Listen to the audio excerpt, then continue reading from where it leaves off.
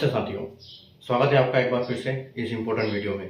Important PYQ की series को आगे बढ़ाते हुए एक और प्रश्न आपके लिए बहुत बेहतरीन, बहुत इम्पोर्टेंट, क्योंकि इसका कॉन्सेप्ट इतना इम्पोर्टेंट है। बार बार इसी कॉन्सेप्ट के बहुत सारे क्वेश्चन बनते हैं और ऐसी कोई शिफ्ट नहीं होती है जिसमें इस टाइप का क्वेश्चन आपसे पूछा नहीं जाता है।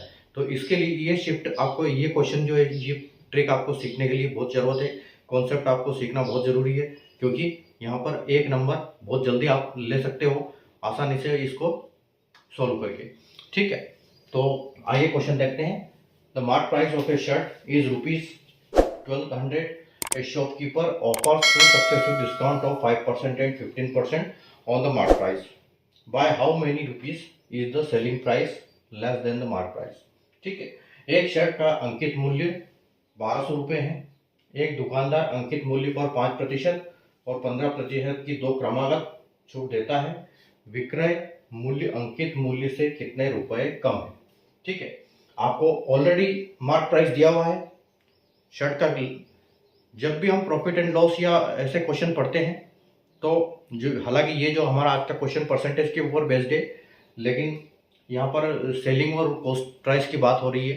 ठीक है, तो मार्क प्राइस ऑलरेडी शर्ट का दे रखा है, कॉस्ट प्राइस की हमको जरूरत नहीं है। हमको उससे पूछा क्या है कि सेलिंग प्राइस से कितना सेलिंग प्राइस जो है मार्क प्राइस से कितना कम है, यानी कि 1200 से कितने कम में बेची, बस हमको ये डिफरेंस निकालना है कुल मिला के। तो बहुत आसान कॉन्सेप्ट है इसका।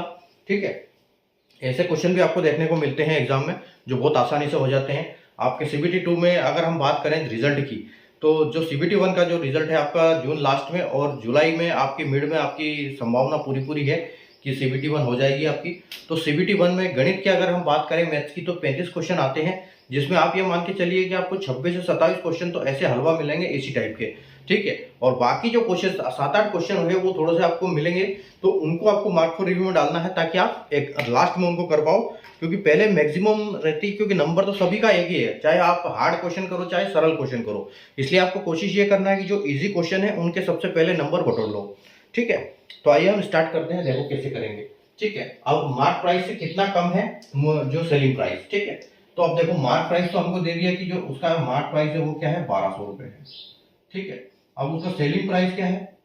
सेलिंग प्राइस पे दो सक्सेसिव डिस्काउंट दिए हैं, 5% और 15% के। ठीक है, यानी कि 1200 रुपए के ऊपर 5% को हम क्या बोल सकते हैं, 5% की छूट दी, मतलब 100 रुपए में से 5 रुपए कम कर दिए, तो हम इसको बोल सकते हैं कि 95/100, यानी कि 95 में बेची। 100 की शर्ट 95 में बेची, 100 मार्क प्राइस है, तो इसको अगर हम 5 से काटेंगे तो ये आपका क्या आएगा, 19/20। ठीक है, तो हम यहाँ बोल सकते हैं कि 19/20 5 के हिसाब से। ठीक है, उसके बाद एक और डिस्काउंट दिया 15% का, तो 15% को हम क्या बोल सकते हैं, 15% को हम बोल सकते हैं कि 85/100, क्योंकि 15 कम कर दिए उसमें, तो इसको भी हम अगर 5 से काटेंगे तो ये मिलेगा आपको 17/20।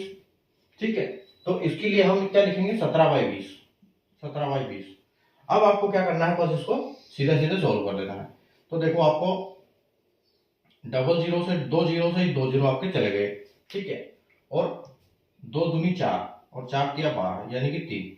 ठीक है, और अब आपको सीधे सीधे उससे मल्टीप्लाई करना है, तो 19 दिया 57, यानी कि 57।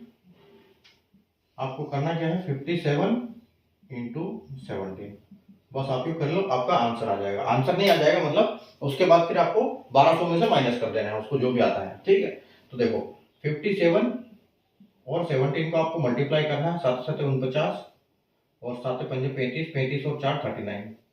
ठीक है, उसके बाद 57।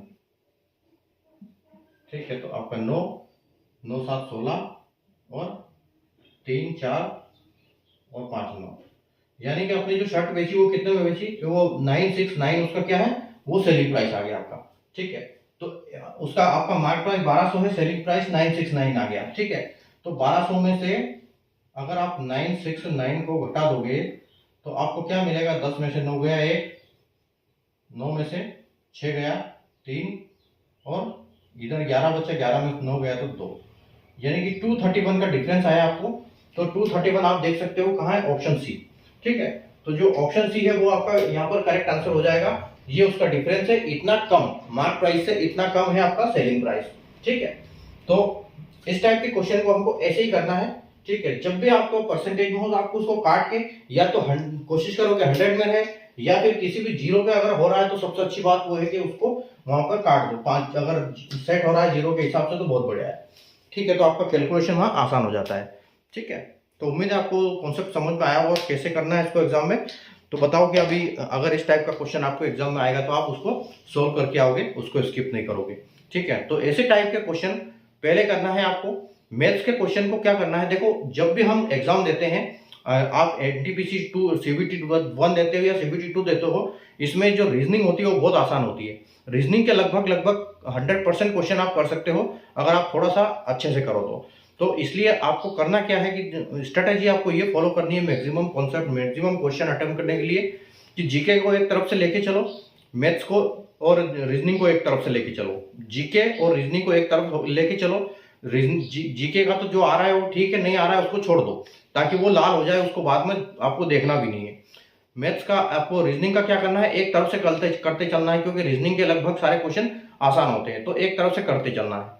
उसके बाद मैथ्स में क्या करना है, जो आपके वो जो 25 से 27 क्वेश्चन जो आसान क्वेश्चन है उनको करते चलना है, और बाकी जो आपको लगता है कि इसमें कैलकुलेशन थोड़ा ज्यादा है उसको मार्क फॉर रिव्यू में डालना है और उसको फिर सेकंड राउंड में देखना है।